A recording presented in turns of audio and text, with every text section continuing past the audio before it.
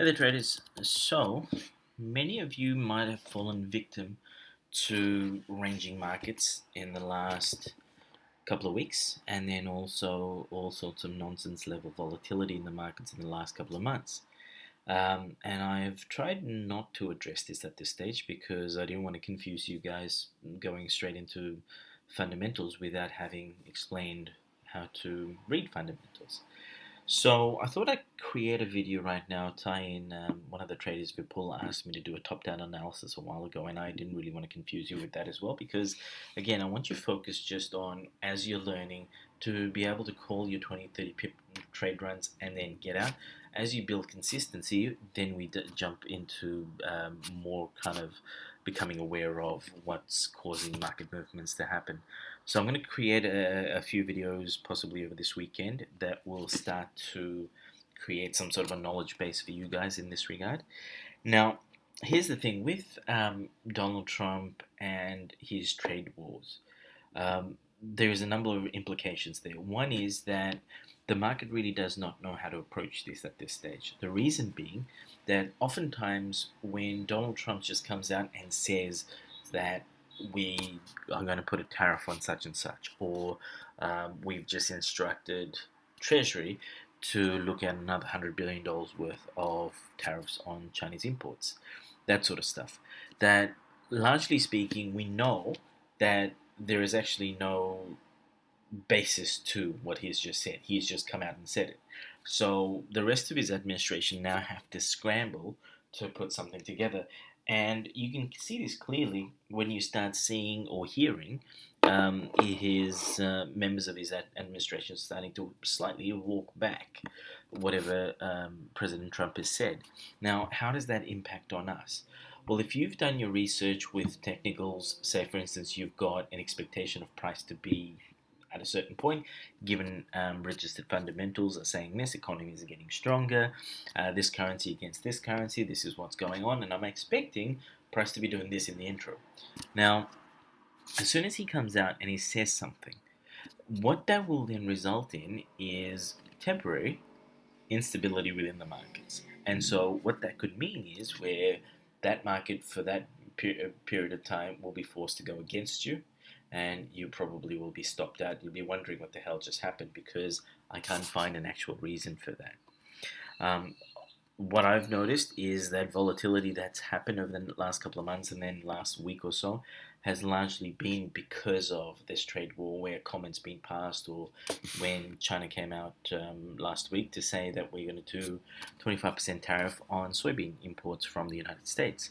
So all of that does have a significant impact, and so in this video I'm going to show you how to handle that. First thing is, be aware of the fact that when there is instability within the markets caused by such things as a trade war, especially one that isn't well thought out, markets will often start to range, right?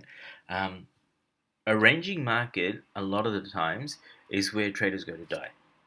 And so for those of you that are still new traders, here's the way that I'd want you to be approaching a ranging market, okay?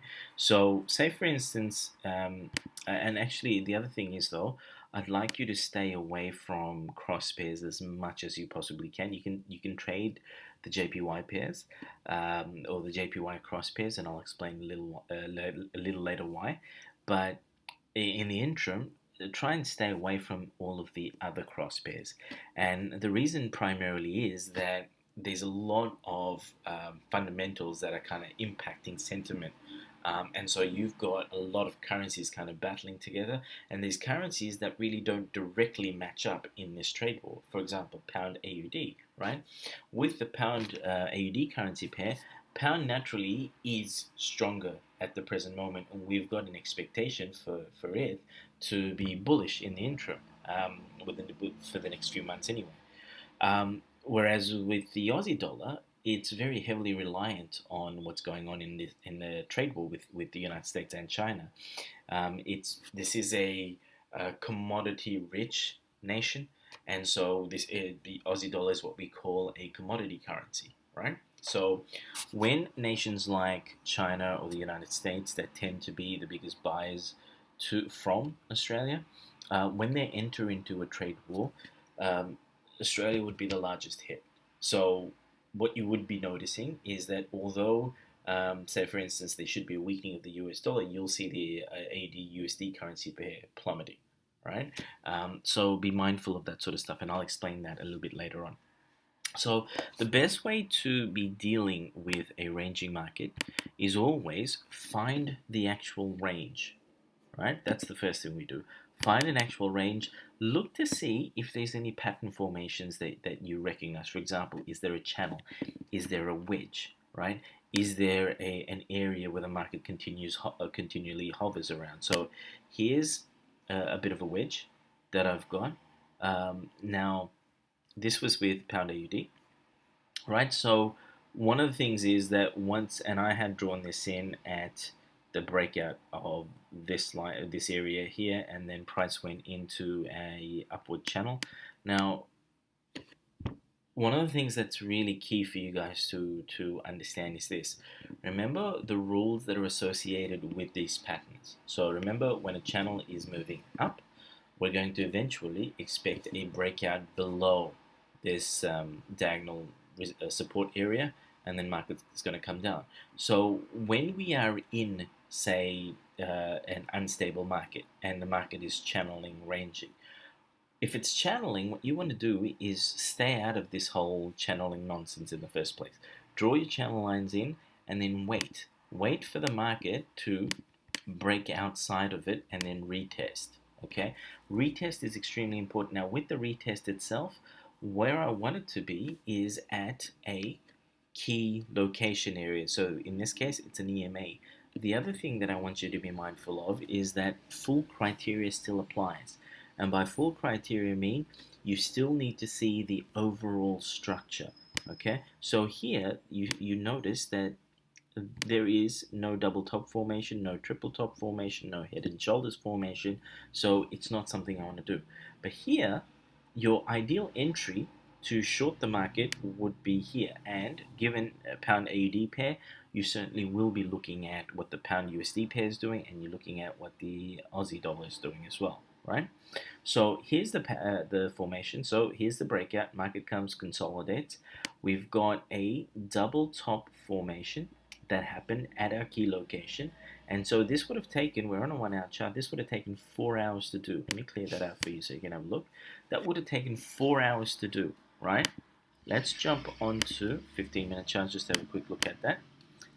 This wasn't really the point of the video, but I just saw it, so I want to clarify this with you. So notice how the formations here, it happens. You take your entry after this. Don't try and be cocky. Don't try and jump in early, because if you do, you're going to get something along these lines, and you're going to get hammered, right? The other thing is, price has to break below your EMA. You've got to kind of get this feel that this is going to break out and continue on, right? Here, we're also heading towards the end of London, right? Aussie market's already closed. So remember, in higher volatile times, when you're trading a currency pair, you want to make sure that at least one of the currencies in that pair is part of that session that you're trading. Okay, it's extremely, extremely important. And the other thing is also that what's the overall sentiment for an actual currency? Right now, we know that the sentiment is, well, I know that the sentiment is with the pound or cable overall is going to be bullish. With the Aussie dollar, given what's going on with the trade wars right now, I'm expecting it to be bearish, right? I wouldn't be surprised if it makes its way down to probably about the mid-60s or so eventually. It's not going to happen overnight, but eventually the mid-60s or so. So there's a crap number of pips that's there to be collected. This was in a bit of a channel as well overall, right? So let me now jump in to actually, let me just quickly finish this. So if you ever find yourself within a ranging market, and we will count this channel as a bit of a ranging market, the only places that you will be looking to trade would be once you have deciphered that the market's entered into a range, right, for that currency pair. The only places you would be looking for entries would be at the tops and the bottoms. Nowhere in the middle should you ever be looking for an entry in a ranging market. The other thing is And this is how we ensure that price is not going to break right past wherever your support and resistance lines are, and destroy your account. Is that we always wait, always we wait for a complete structure, complete double top, triple top, head and shoulders formations, right? Complete structure down the bottom as well, going up. You also have to be aware of what your response is to how averse you are to risk. So for me, you guys are all aware of the fact that I don't like trading long so much. So I will drop the number of lots that I put into any trade that where I'm going long.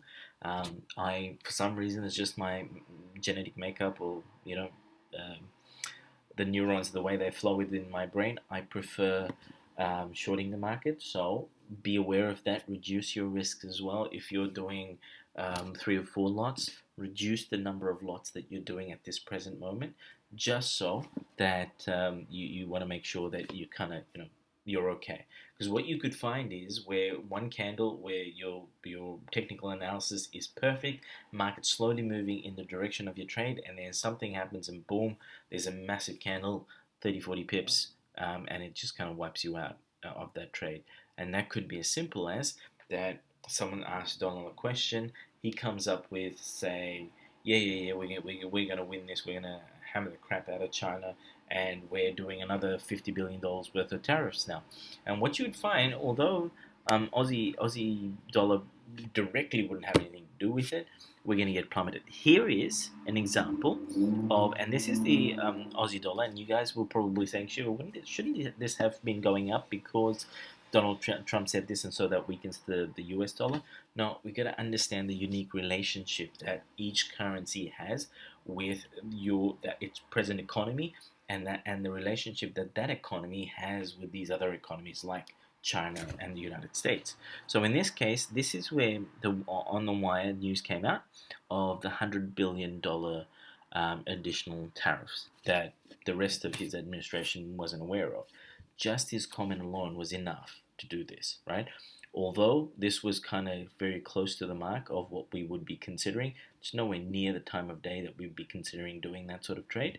So what this generally means is market will enter into a ranging structure, and we'll be caught up doing this because we'll be wondering, is this going up? Is this coming down? No, it's going to just stay there. So be aware of that. And again, trade the highs and only the lows, okay?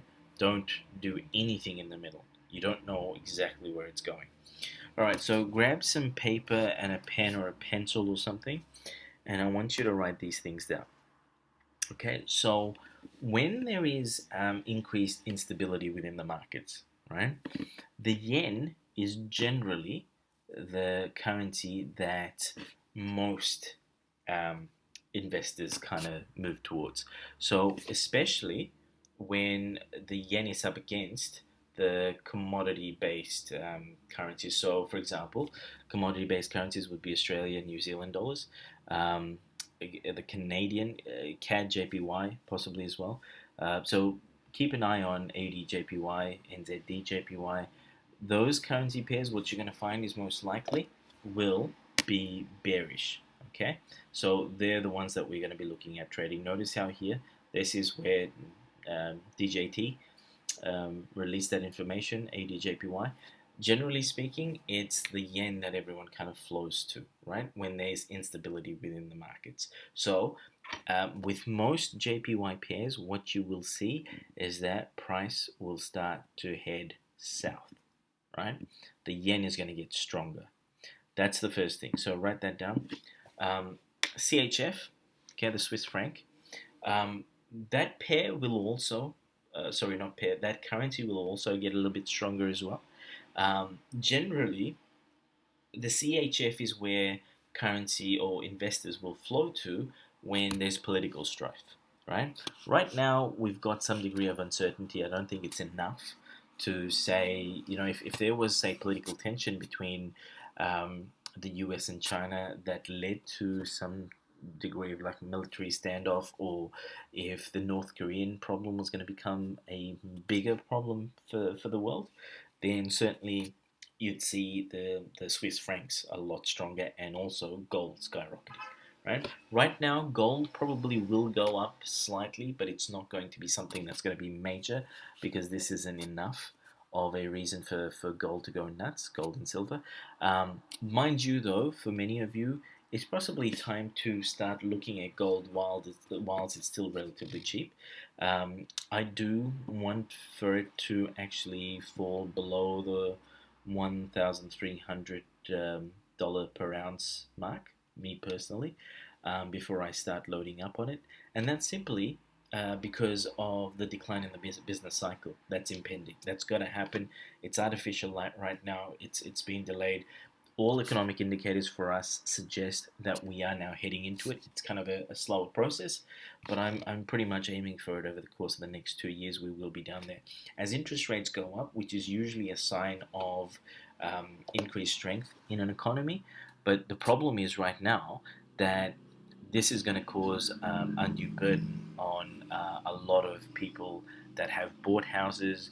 Businesses will suffer as well, and then this whole trade war thing that Donald Trump is kind of raging with, it's not going to help people.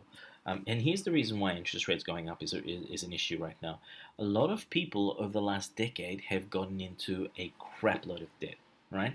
So when interest rates go up, what it means is that price of servicing that debt has just gone up as well. So think about it this way.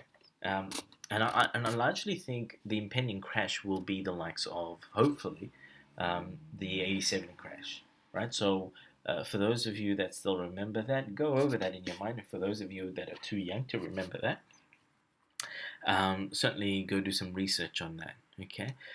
Basically, what we're expecting is that interest rates will slowly creep up simply because we've got a lot of artificial cash in the markets.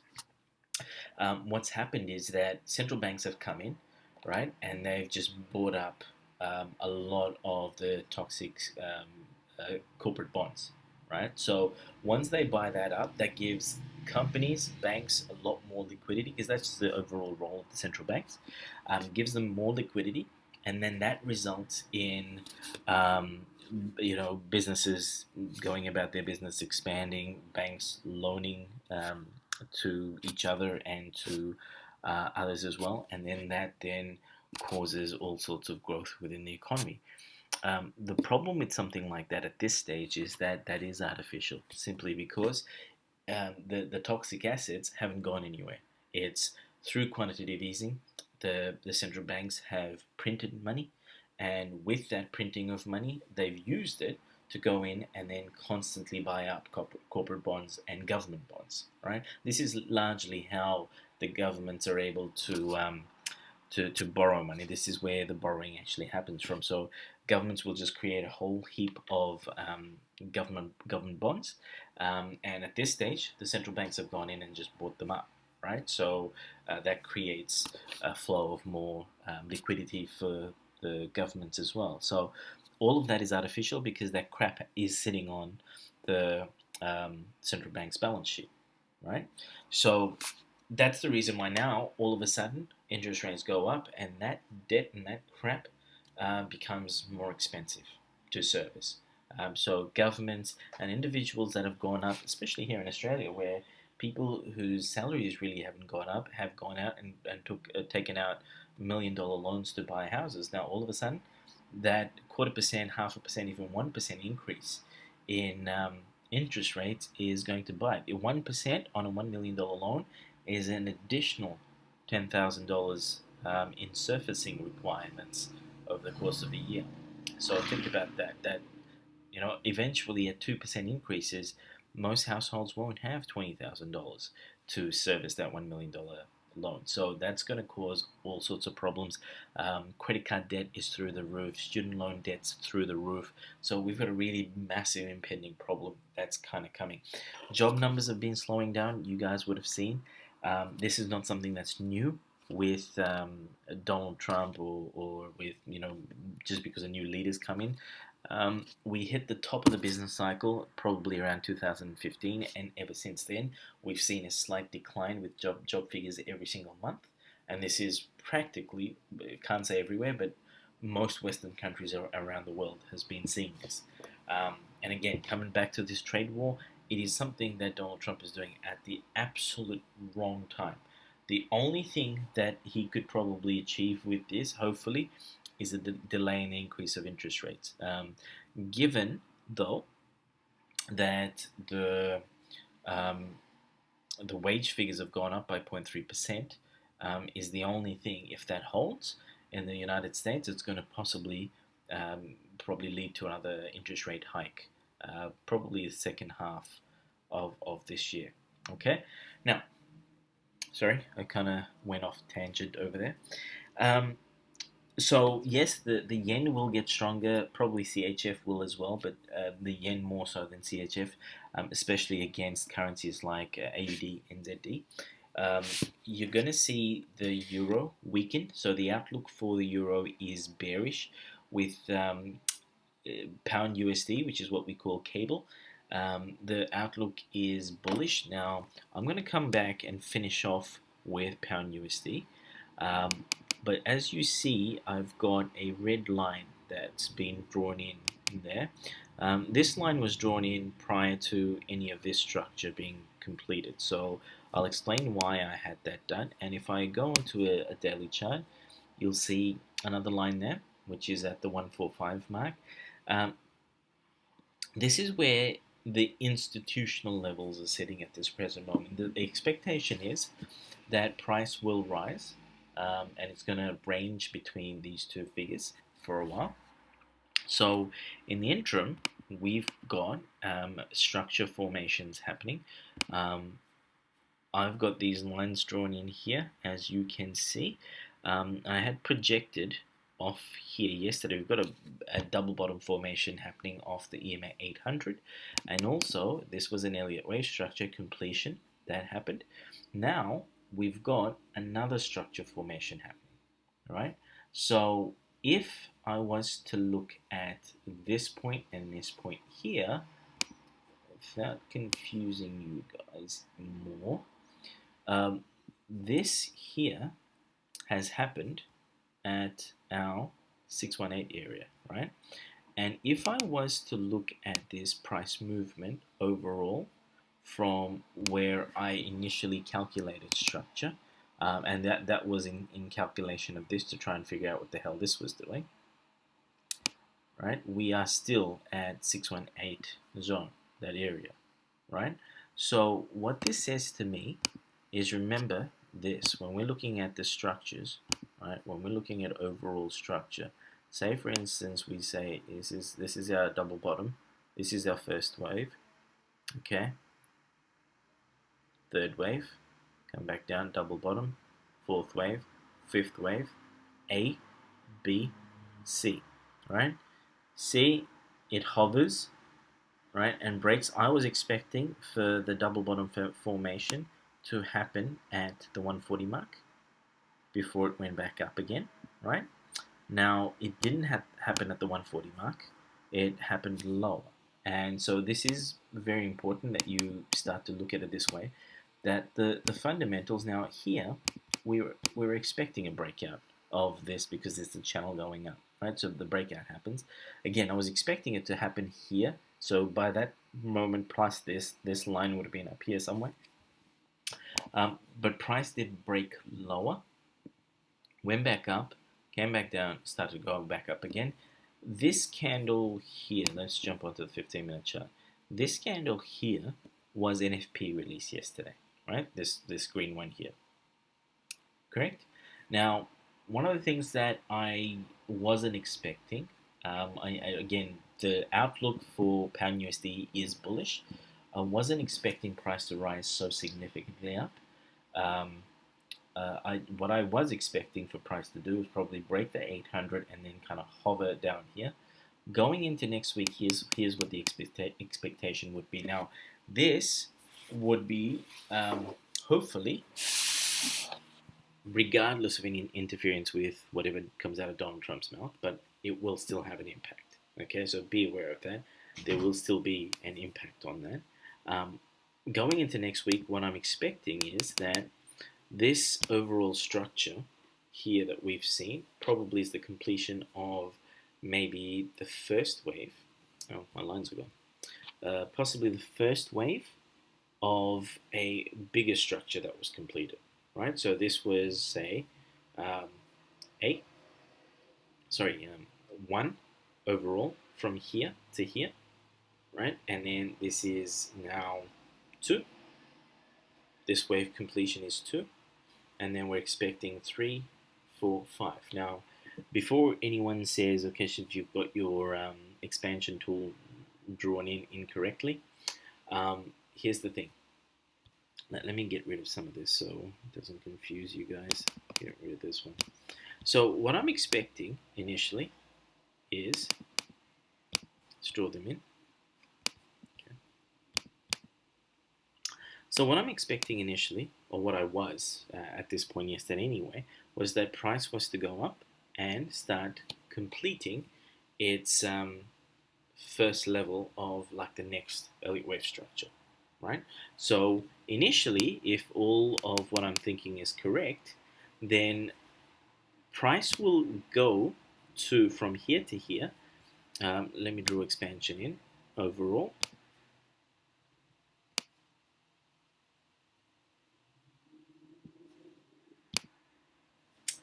Notice where I've got my lines drawn in, that price should go from here to at least the 127 mark and to probably 1618, right? So here somewhere. We're also expecting that chances are this whole structure will overall make its way up to 2618, right? So many of you that have been trading this, you'll be familiar with it. There's a lot of reversals that happen at 2618 area. Now, that's the first thing. That's where the overall structure I'm expecting may go to. But here's how we trade it, though. We don't kind of get ahead of ourselves. There's going to be structure within structure that happens. And remember, what I mean by structure within structure is that although this here is a complete Elliott wave structure, 1, 2, 3, 4, 5, A, B, C correction, right? Beyond that we're looking at another structure formation happening. So what it could actually be is that this whole thing is 1 and then A, B, C, right? And that ABC is the correction completion of the second wave of a larger structure. So this could be now the beginning of, say, wave 3 in this larger structure, but at the same time, it is now the completion of the first wave in a smaller structure. Okay, so we've got to look at it in a number of ways. The first thing is that the expectation now will be that, remember, this 50 and the 200s crossed. I don't know if I've mentioned this to you previously. I've mentioned it in a lot of private sessions, is where one of the tricks to the 50 and the 200 EMA cross is this. I didn't want to kind of overdo the information in your head when I first taught it. The idea was this, that when this 50 and the 200 crosses and you see price do this, and then there's a significant pull away between the 50 and the 200, right? What I'm expecting is that price will go up and then consolidate and then make its way back to possibly the 50 or the 200 mark, right? Remember when we said the cross happens, we wait for price to come back to the 50, do a pattern and then go back up at, say, London Open or so. That will be our criteria being met. What this cross essentially means to me usually is that if the price has crossed, I quickly look to the left to see if I see a double bottom formation or a double top formation multi-session. In this case, this is multi-session, right? Yes, we've got double bottom structure here, we've got double bottom structure here, but this overall structure is my massive double bottom multi-session structure. If I see that, chances are this cross of the EMA 50 and the 200 is valid, which means that I am now expecting price to do this. So I'm going to kind of count this mark here. We're always looking for like a price near an EMA, right? So I'm going to count this, and I'm going to count this as like the official low of New York as well. So I'm going to count this as the low, and this is going to be the high. For those of you, Tina, I know you get confused with this. So when I want to calculate to what point price is going to come back to, the 100% line is always going to be at the bottom, right? So I'm expecting price to come back now to 382 or 618 area. Okay, why do I want it to come back to 618 minimum? And if it does 618, most likely will hit my EMA 200. And the reason for that is that if this is now the first wave of a smaller structure, which is the third wave of the bigger structure, right? It's going to be 618 for me because this one here is at 618 of the bigger structure that I just showed you earlier. And so I'm hoping price does make its way back down to 618 or at least somewhere between 382 and 618 on Friday. So what we hopefully see, and again, here's the thing. Remember, we're doing our analysis, but it's essential for the market to come back and confirm our analysis. Does our analysis mean that this is exactly what the market's going to do? No. Only when it comes back and confirms it for us that we now know, okay, I now know what to do with this and I'm going to be able to trade this. All right. So price, hopefully, opens up on Monday. Maybe it opens lower and then price goes back up and then it makes its way down to 382, 618 mark. By that point in time, it would have actually met up with 50 for a coffee. I would be happier if it came down and have a meal with 200, and then did a double bottom formation off the 200 or off the 50. At the very least, at least just do it at the 800, right?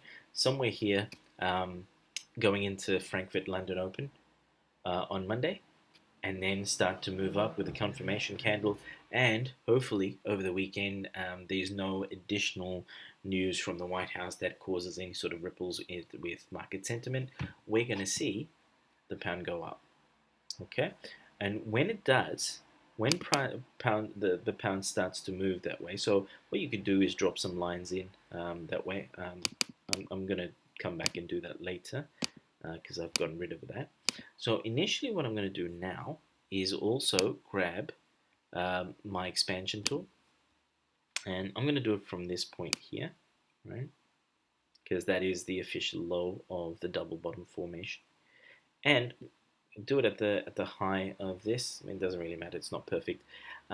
Price comes back, does a bounce down here, and I'm expecting price to get to a minimum of 127, but in this case, again, we've got a bullish outlook for pound USD. So from, say, anywhere from here to initially 127, possibly do a bounce back towards the 100, and this may be ideal if it happens this way. If it comes back down, so it starts off somewhere here, goes up, hovers, comes back down, right? Double bottom formation, maybe London session, goes back up, right? And for those of you that trade New York, I'm hoping this comes back down to, remember, this resistance area will become a new support if this kind of falls through. And then and by that point in time, we probably will have the EMA 50 going this way. If that bounces off the 50 around this area and goes up, for you New York traders, Shauna, this is your man right here. Jump on it, and that should then carry us all the way over to a minimum of to 1618. Okay, so from anywhere from here till this point here, so you pick up an additional 50 pips or so. It should go up somewhere here anyway. Now, once that is complete, once that structure is complete and we see a pullback from here, that's when the next phase of our analysis will happen. Now, institutional levels. So, here's something I haven't shared with you guys. So, I keep track with fundamentals in regards to market sentiment overall. I keep track of what the institutional levels are. I keep track of where the big buyers and sellers have kind of put in pending orders. That sort of stuff, not very cheap. So, I do have expensive wires in place. But it also gives me information in regards to bank trades and what some of the major investment banks are kind of thinking along the lines of. Here's something I can tell you, that the overall outlook is, and this is an institutional level, for pound USD to be, and you can jot this down now, between the 140 mark to the 145 mark, right? I have drawn this in because I've counted, this was a little bit higher, but I've counted this in as the major resistance area. This will remain, and just hovered here for the major support area. So what we're expecting is price to kind of move up between these two levels, do some degree of correction, maybe even behave this way over the course of the next few months, right? So that's the thing, that's the outlook for pound USD. Please mark that in, be mindful of how you approach that. Euro USD, I'm expecting the euro to certainly be weaker over the long term, so be mindful of that. On a daily chart, the market has been much stronger. This here is an actual institutional level as well. Okay, I've actually put that in. I think it's to be mindful of this support in this resistance area, but this is an overall resistance area for us. It's the 618 of this overall move that's happened going from 2014. And overall, guys, this is what I was saying. The market did reach its peaks in about 2014, 2015.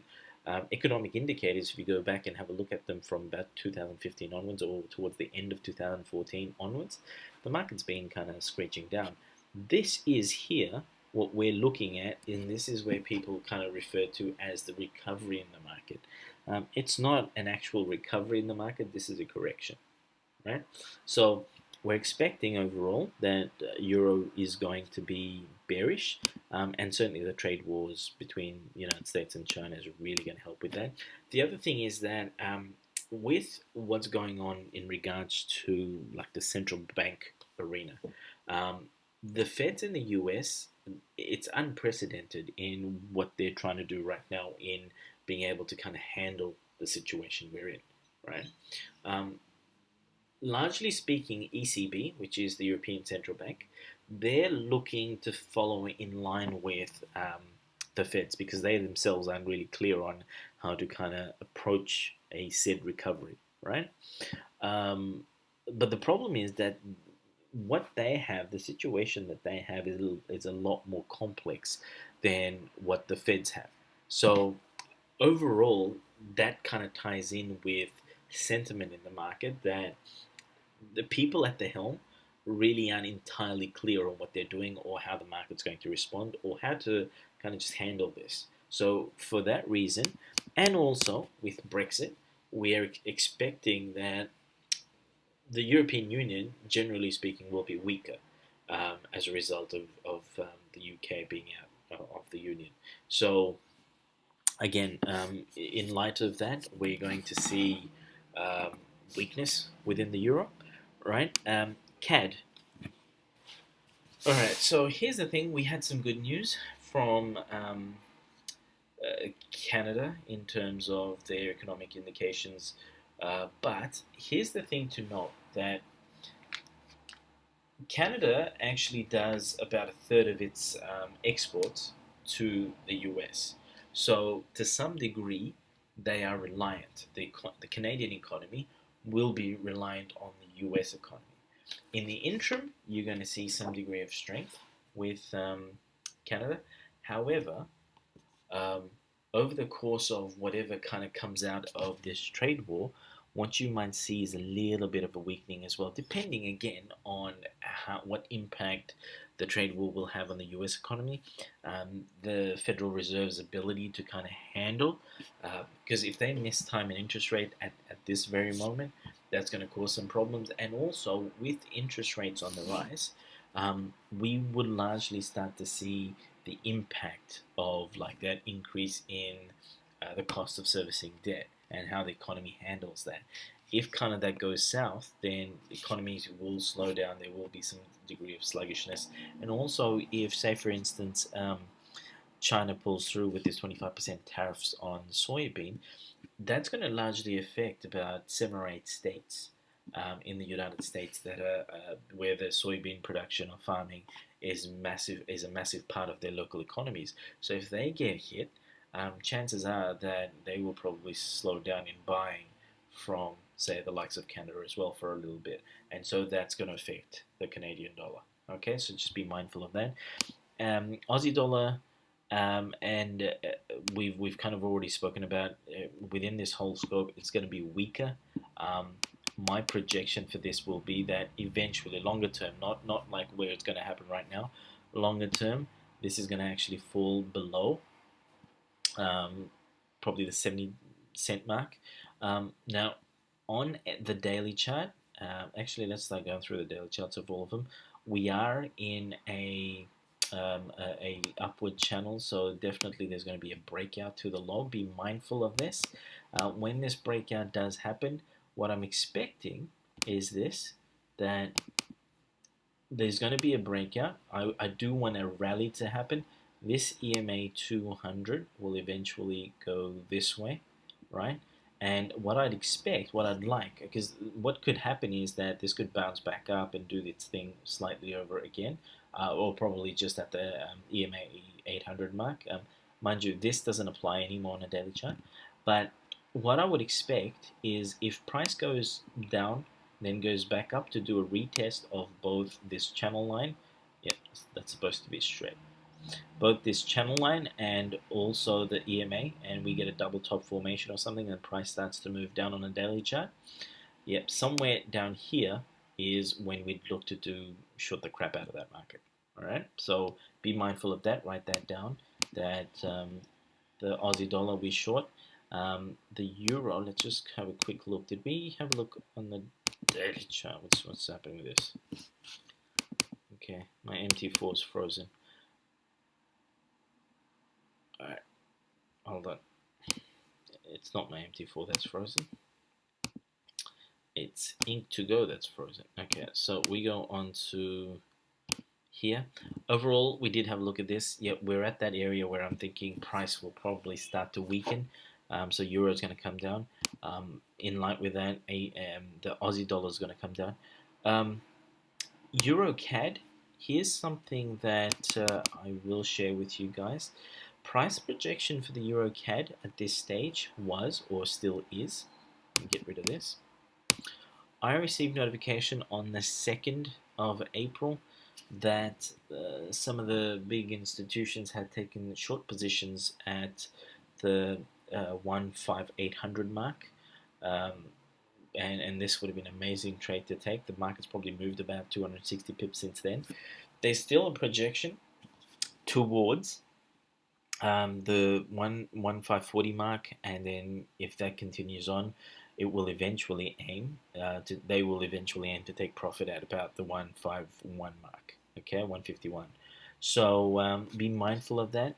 The issue that I have with this right now is that the Canadian dollar, the whole trade war has kind of strengthened the Canadian dollar slightly at this stage, and the euro is still weak. So this may kind of enter into a temporary range before it does something and starts to come back down again. Right. In the interim, it can actually head back up towards probably the 157.5 mark or so, towards the EMA 800. So just be mindful of that. Technically speaking, I usually look at about two hits to each EMA.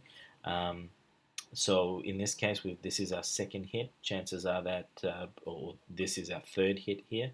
Chances are that price may want to go back up to the 5.7 mark, 5.7, 5.75, 5.76 mark or so. If that happens, and I would say it'd be about the 5.75 mark.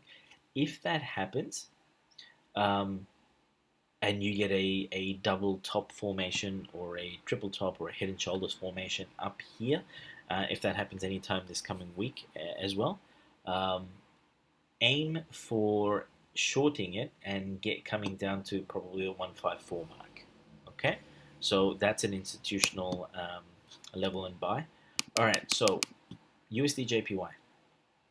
All right, so USD JPY had a institutional buy that happened, which was last week, I believe, or prior to last week, and that was at the 105.50 mark, I believe.